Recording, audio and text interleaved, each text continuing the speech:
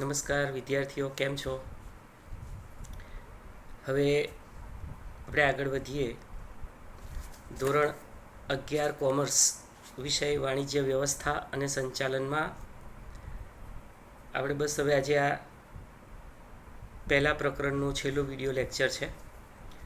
અત્યાર સુધી આપણે આ પ્રકરણની અંદર આર્થિક પ્રવૃત્તિ, બિનઆર્થિક પ્રવૃત્તિ, આર્થિક પ્રવૃત્તિના વિવિધ પ્રકારો, તે પૈકી ધંધો, ધંધાના લક્ષણો તેમજ હેતુઓ, ત્યારબાદ ધંધાકીય જોખમના સ્વરૂપ અને કારણો,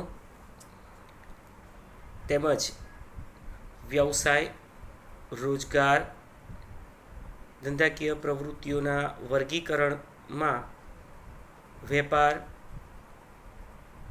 વેપારના પ્રકારો, એના લક્ષણો, ત્યારબાદ જુદા જુદા પ્રકારોની છેલ્લા વિડીયો લેક્ચરમાં આપણે ચર્ચા કરી હતી. એમાં આંતરિક વેપાર, આંતરરાષ્ટ્રીય વેપાર, આંતરિક વેપારમાં જથ્થાબંધ અને છૂટક વેપાર, આંતરરાષ્ટ્રીય વેપાર અંતર્ગત આયાત, નિકાસ અને પુનઃનિકાસ સુધીની આપણે વાત કરી હતી. અત્યારે પ્રકરણમાં છેલ્લે પેજ નંબર 7 ઉપર આપણે વાણિજ્ય એટલે શું, વાણિજ્યના લક્ષણો, વેપાર અને વાણિજ્ય વચ્ચેનો તફાવત, જે ખૂબ જ પરીક્ષાલક્ષી છે. પરીક્ષામાં આ તફાવત અવારનવાર પૂછાયેલો છે. અને ત્યારબાદ એક 5 માર્ક્સનો વિસ્તારપૂર્વક ઉત્તર આપો એવો એક પ્રશ્નોત્તર છે, ઉદ્યોગ એટલે શું અને તેનું વર્ગીકરણ. 3 પ્રકારે ઉદ્યોગનું વર્ગીકરણ થાય છે: પ્રાથમિક, ગૌણ અને આનુષંગિક. તો આટલું ડિસ્કશન આજે આપણે આપણા વિડીયો લેક્ચરમાં કરીશું. શરૂઆત કરીએ. વાણિજ્ય એટલે શું? તમે સ્ક્રીન ઉપર જોઈ શકો છો. વાણિજ્ય એટલે વેપાર અને વેપારને સહાયક સેવાઓ. આ સેવાઓમાં બેંક, વીમો, વાહન વ્યવહાર, સંદેશા વ્યવહાર, વખાર અને આડતીઓ વગેરેનો સમાવેશ થાય છે. ત્યાં અંડરલાઈન કરી રાખજો. વાણિજ્ય એટલે વેપાર અને વેપારને સહાયક સેવાઓ. બસ આ વાણિજ્યનો અર્થ થયો. પણ આ સહાયક સેવાઓ કઈ કઈ? બેંક, વીમો, વાહન વ્યવહાર, સંદેશા વ્યવહાર, વખાર અને આડતીઓ. વેપારની આ સહાયક સેવાઓને કારણે આજે વિશ્વ એક બજાર બની ગયું છે, ગ્લોબલ માર્કેટ, વૈશ્વિક બજાર. કારણ કે આ સેવાઓના માધ્યમથી કોઈ પણ વ્યક્તિ ગમે ત્યારે, ગમે તે સ્થળે, ગમે તે વ્યક્તિ સાથે સંપર્ક કરી અને વેપારી પ્રવૃત્તિઓ કરી શકે છે. હવે આ સેવાઓના અનુસંધાનમાં આપણે એક કોમન એક્ઝામ્પલ જોઈએ, ઉદાહરણ જોઈએ, જેથી કરીને તમને સહાયક સેવાઓનો કન્સેપ્ટ એકદમ ક્લિયર થઈ જાય. ધારો કે કાશ્મીરમાં સફરજનનું ઉત્પાદન કરતો એક ખેડૂત વડોદરાના ફ્રૂટ્સના હોલસેલર વેપારી સાથે સંપર્કમાં આવે છે. વડોદરાનો હોલસેલર કાશ્મીરના એ સફરજનના ઉત્પાદક સાથે સંપર્કમાં આવે છે. ટેલિફોનિક સંપર્ક હોય, ઈમેલથી સંપર્ક થયો હોય, પણ આ એક સેવા આપણી આવી ગઈ. કઈ સેવા આવી ગઈ? સંદેશા વ્યવહારની સેવા. હવે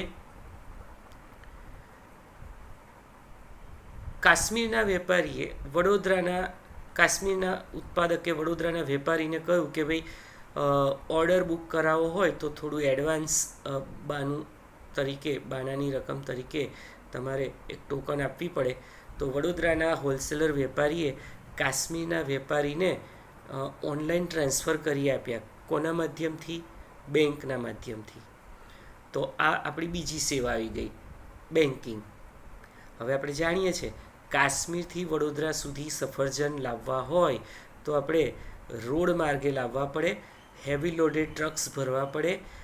આ ટ્રક્સ, આ માધ્યમ એટલે ત્રીજી સેવા વાહન વ્યવહારની સેવા.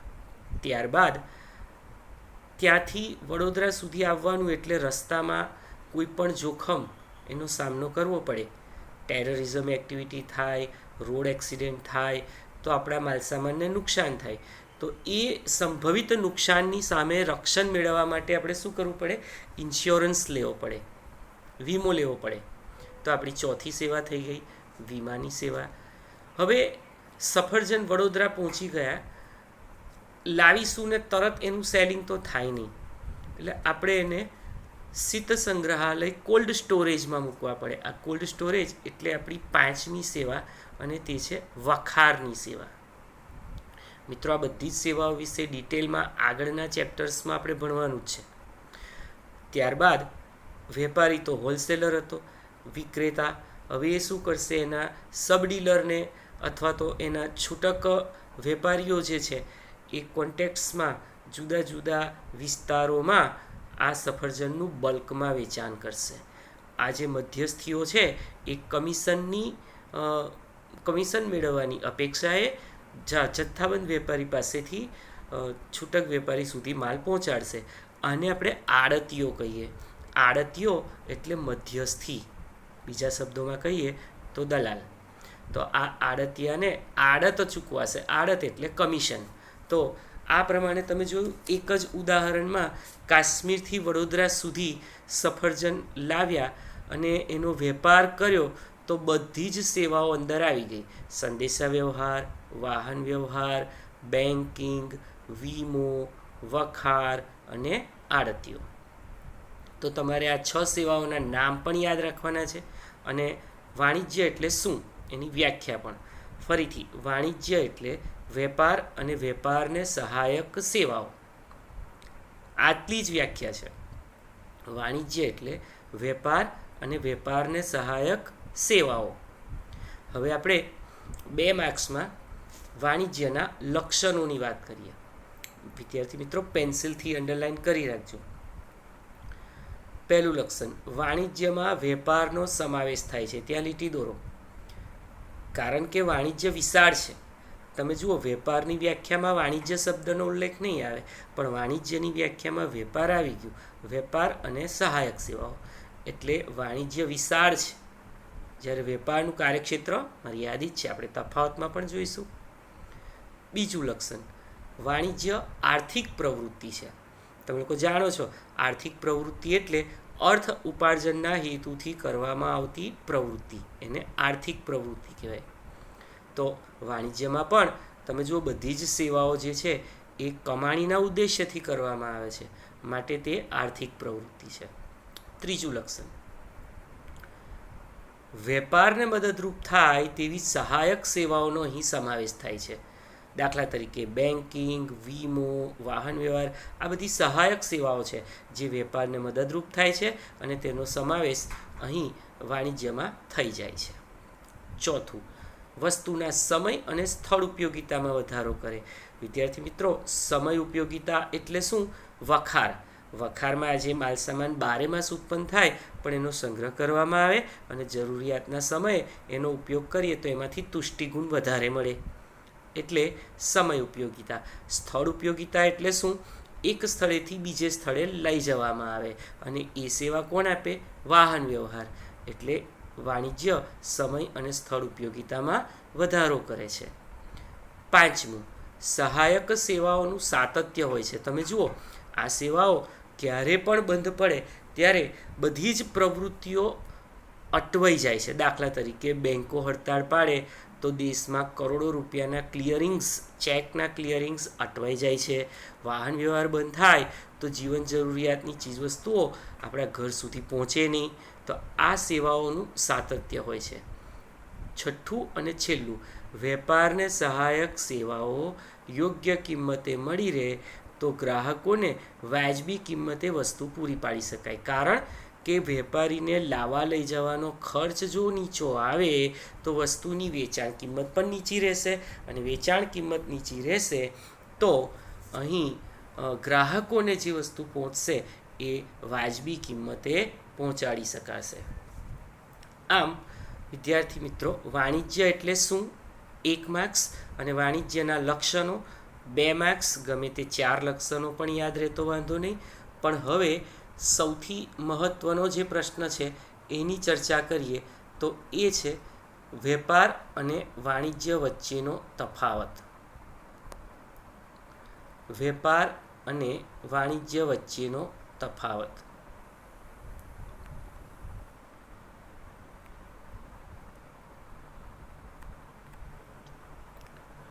હવે એટલો સહેલો તફાવત છે. અહીં 3 મુદ્દા તફાવતના આપેલા છે. પહેલો, અર્થ. વેપાર એટલે શું? નાણાંના બદલામાં વસ્તુ કે સેવાનો વિનિમય આપલે થાય છે એટલે વેપાર. જ્યારે વાણિજ્ય એટલે વેપાર અને વેપાર ઉપરાંત સહાયક સેવાઓ. હમણાં જ આપણે વાત કરી. તો વેપાર એટલે શું? આગલા વિડીયો લેક્ચરમાં વાત થઈ. વાણિજ્ય એટલે શું? એ હમણાં જ. વેપાર અને તેને સહાયક સેવાઓ. બીજો તફાવત, કાર્યક્ષેત્ર. વેપારનું કાર્યક્ષેત્ર મર્યાદિત છે કારણ કે એમાં સહાયક સેવાઓનો સમાવેશ નથી થતો, જ્યારે વાણિજ્યનું કાર્યક્ષેત્ર વિશાળ છે. આ વાણિજ્યમાં વેપારનો પણ સમાવેશ થઈ જાય છે. ત્રીજું, પક્ષકારો. વેપારમાં બંને પક્ષકારો લગભગ એકબીજાથી પરિચિત અને નજીકના સ્થળે હોય છે, એટલે એકબીજા સાથે ખૂબ જ સરળતાથી સંપર્ક કરી અને વસ્તુનો વિનિમય કરી શકે છે. જ્યારે વાણિજ્યમાં બંને પક્ષકારો દૂર દૂરના, આપણે ઉદાહરણમાં જોયું, એક વેપારી વડોદરાનો, જ્યારે બીજો એનો ઉત્પાદક, એનો ખેડૂત એ કાશ્મીરમાં. છતાં પણ આ સેવાઓને કારણે બંને અપરિચિત હોવા છતાંય વેપારી પ્રવૃત્તિ શક્ય બને છે. એટલે વાણિજ્યમાં બંને પક્ષકારો દૂરના સ્થળે અને અપરિચિત હોવા છતાં પણ સહાયક સેવાઓ મેળવી શકે છે. માટે જ તો વાણિજ્યનું કાર્યક્ષેત્ર વિશાળ છે. બરાબર. પછી તમે ચોથો મુદ્દો પણ એમાં લખી શકો કે વેપારની અંદર સહાયક સેવાઓનો સમાવેશ થતો નથી, જ્યારે વાણિજ્યમાં સહાયક સેવાઓ જેવી કે બેંક, વીમો, વખાર, આડતીઓ, વાહન વ્યવહાર, સંદેશા વ્યવહાર જેવી સહાયક સેવાઓનો સમાવેશ થાય છે. તો વિદ્યાર્થી મિત્રો, તફાવત ખૂબ જ અગત્યનો છે. 3 માર્ક્સમાં પૂછાય છે અને એટલું જ અગત્યનો આ પ્રકરણનો છેલ્લો પ્રશ્ન. 5 ગુણ તમે સ્ક્રીન ઉપર જોઈ શકો છો. ઉદ્યોગ. ઉદ્યોગનો અર્થ અને એનું વર્ગીકરણ ખૂબ જ અગત્યનું છે. આ સરળતાથી યાદ રહે એવું પણ છે. ઉદ્યોગ એટલે શું? તો ઉદ્યોગ એટલે માનવીની જરૂરિયાતો સંતોષવા માટે, ત્યાં અંડરલાઈન કરજો, માનવીની જરૂરિયાતો સંતોષવા માટે કાચા માલ ઉપર વિવિધ પ્રક્રિયાઓ દ્વારા ઉત્પાદન કરી તુષ્ટિગુણ ઉમેરવાની પ્રક્રિયા એટલે ઉદ્યોગ. દાખલા તરીકે લાકડામાંથી ફર્નિચર બનાવવું, કાચા રૂમાંથી કાપડ બનાવવું, આ બધા ઉદ્યોગ છે જે કાચા માલ ઉપર પ્રક્રિયા કરે, તુષ્ટિગુણનો ઉમેરો કરે અને વસ્તુને વપરાશયોગ્ય બનાવે. એને આપણે ઉદ્યોગ કહીએ. તો ધંધાકીય પ્રવૃત્તિઓનું આ ત્રીજું વર્ગીકરણ છે. પહેલું વર્ગીકરણ એટલે વેપાર, બીજું વર્ગીકરણ એટલે વાણિજ્ય અને ત્રીજું વર્ગીકરણ એટલે ઉદ્યોગ. હવે ઉદ્યોગની બીજી પણ વ્યાખ્યા છે. કુદરત તરફથી મળતી વસ્તુઓને તોડીને, ફોડીને, પીલીને, પીસીને, દળીને તેના રંગ, રૂપ, આકાર અને કદમાં ફેરફાર કરીને તુષ્ટિગુણનો ઉમેરો કરવાની પ્રક્રિયા. આ પણ ઉદ્યોગની વ્યાખ્યામાં ચાલે. અહીં એના લક્ષણોની વાત કરીએ તો પહેલું, ઉત્પાદન. તમે જુઓ, વેપાર અને વાણિજ્યમાં ઉત્પાદન હોતું નથી. ઉદ્યોગમાં વસ્તુનું સર્જન એટલે કે ઉત્પાદન કરવાનું છે. બીજું, આર્થિક પ્રવૃત્તિ. હવે ઉદ્યોગ પણ અર્થ ઉપાર્જનના હેતુથી જ કરવામાં આવે છે એટલે આર્થિક પ્રવૃત્તિ ગણાય. ત્રીજું, કાચા માલના સ્વરૂપમાં ફેરફાર. દાખલા તરીકે ખેતી ક્ષેત્રે કપાસનું ઉત્પાદન કર્યું, એમાંથી રૂ છૂટું પાડ્યું, કપાસિયા છૂટા પાડ્યા, તાંતણા, સૂતર તૈયાર કર્યું અને કપડું બન્યું. આમ કાચા માલના સ્વરૂપમાં ફેરફાર. વિવિધ વસ્તુનું ઉત્પાદન. જીવન જરૂરિયાતની અસંખ્ય વસ્તુઓ છે જેનું ઉત્પાદન ઔદ્યોગિક પ્રવૃત્તિઓ દ્વારા થતું હોય છે. તુષ્ટિગુણનો ઉમેરો. તુષ્ટિગુણ એટલે શું? આપણે ધંધાના લક્ષણોમાં ભણી ગયા. તુષ્ટિ એટલે સંતોષ અને ગુણ એટલે શક્તિ. કોઈપણ વસ્તુ કે સેવાની તમારી જરૂરિયાતો સંતોષવાની શક્તિને તુષ્ટિગુણ કહેવાય. તો તુષ્ટિગુણનો ઉમેરો માનવ શ્રમ, કુદરતી સંપત્તિ, યાંત્રિક સાધનો, આ બધાનો સમાવેશ ઉદ્યોગમાં થાય છે. તો આ હતી ઉદ્યોગની લાક્ષણિકતાઓના શબ્દો. આપણે જે તૈયાર કરવાનું છે એ છે એનું વર્ગીકરણ. મોસ્ટ ઇમ્પોર્ટન્ટ છે. ઉદ્યોગનું વર્ગીકરણ 3 સ્વરૂપે છે. પહેલું પ્રાઇમરી એટલે કે પ્રાથમિક ઉદ્યોગ, બીજું સેકન્ડરી એટલે કે ગૌણ ઉદ્યોગ, ત્રીજું ટર્શિયરી એટલે કે આનુષંગિક ઉદ્યોગ. એમાં પહેલું પ્રાથમિક ઉદ્યોગ. પ્રાથમિક ઉદ્યોગો એ મૂળભૂત ઉદ્યોગો છે, ત્યાં અંડરલાઈન કરજો. પ્રાથમિક ઉદ્યોગો એ મૂળભૂત ઉદ્યોગો છે. સમુદ્ર, જમીન, હવા સાથે સંકળાયેલા છે. કુદરત ઉપર નિર્ભર રહીને ઉત્પાદન પ્રવૃત્તિ થાય.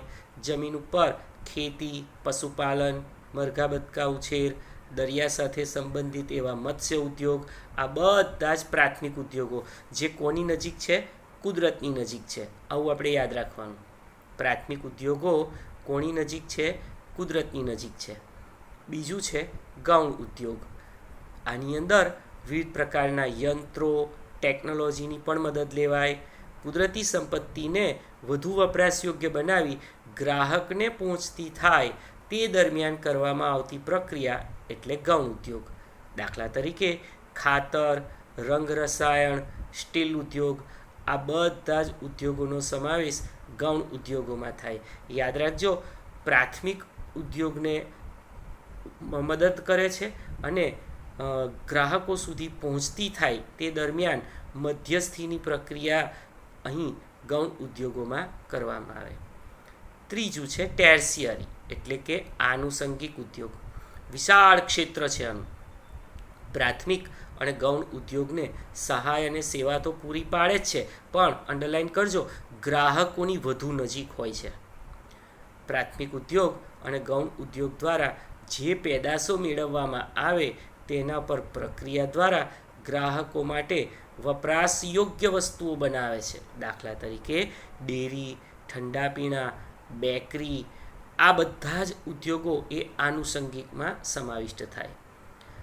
આનુષંગિક ઉદ્યોગોમાં વાહન વ્યવહાર, બેંક, વીમો, વખાણ, આડતીઓ, માહિતી સંચાર, આ બધી જે સહાયક સેવાઓ હમણાં આપણે આગળ ભણ્યા એ પણ આનુષંગિક ઉદ્યોગોમાં જ આવે. હવે તમે જુઓ, આનુષંગિક ઉદ્યોગો કોની નજીક છે? ગ્રાહકની નજીક છે. પ્રાથમિક ઉદ્યોગો કોની નજીક છે? કુદરતની નજીક છે. અને ગૌણ ઉદ્યોગો એ પ્રાથમિક ઉદ્યોગો પાસેથી ગ્રાહક સુધી પહોંચે તે દરમિયાન થતી પ્રક્રિયા કરતા ઉદ્યોગો છે. અહીં ખેતી દ્વારા ધાન્ય એટલે કે ઘઉંનું ઉત્પાદન કરવામાં આવે તો એ પ્રાથમિક ઉદ્યોગ જે કુદરતની નજીક છે. ઘઉંમાંથી મેંદો તૈયાર કરવાનો ઉદ્યોગ એ ગૌણ ઉદ્યોગ છે અને પ્રોસેસિંગ કહેવાય. અને મેંદામાંથી બ્રેડ, પાઉં, બિસ્કિટ આ બધાનું ઉત્પાદન એટલે આનુષંગિક ઉદ્યોગ જે કોની નજીક છે? ગ્રાહકોની નજીક છે. હવે એવા આપણે બીજા 2 ઉદાહરણ જોઈએ. દાખલા તરીકે ખીણમાંથી કાચું સોનું કાઢવું, કયો ઉદ્યોગ? પ્રાથમિક ઉદ્યોગ, કારણ તે કુદરતની નજીક છે. ત્યાર પછી કાચા સોના પર પ્રોસેસ કરી અને સોનાના બિસ્કિટ તૈયાર કરવા, કયો ઉદ્યોગ? ગૌણ ઉદ્યોગ. હવે એ સોનાના બિસ્કિટ એમાંથી ઘરેણાં બનાવો અને ઘરેણાં માનવી ઉપયોગ કરે છે, કયો ઉદ્યોગ? આનુષંગિક ઉદ્યોગ. કોની નજીક છે? ગ્રાહકની નજીક છે. એવી જ રીતે લોખંડ, કાચું લોખંડ, પ્રાથમિક ઉદ્યોગ, કુદરતની નજીક, ખીણમાંથી નીકળે. ત્યાર પછી લોખંડ ઉપર પ્રોસેસ, કયો ઉદ્યોગ? આનુષંગિક ઉદ્યોગ. સ્ટીલ તૈયાર થયું અને સ્ટીલના વાસણો બન્યા, કયો ઉદ્યોગ? આનુષંગિક ઉદ્યોગ. ગ્રાહકની નજીક છે.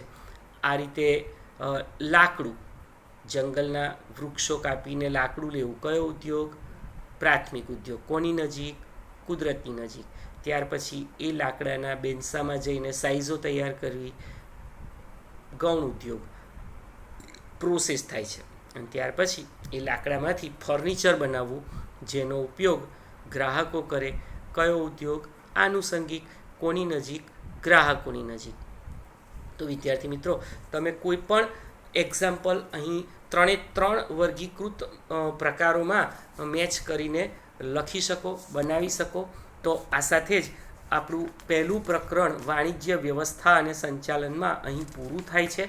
તમારે સ્વાધ્યાયમાં પહેલો MCQ વાળો પ્રશ્ન, એમાં 10 MCQ છે. બધા MCQ લખવાની જરૂર નથી, ખાલી જવાબ લખવાના. પહેલાનો બી તો 1B નાણાકીય વળતર, આવી રીતે 10 MCQ.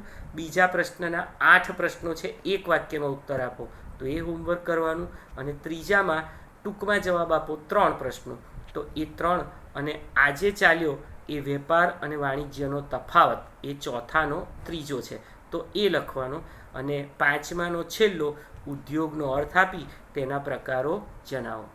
બાકીના પ્રશ્નો ચોથાના અને 5માના એ તમે ઓલરેડી રોજ લખેલા છે, એટલે એ રિપીટ કરવાના નથી. તો હોમવર્ક આટલું કરવાનું છે.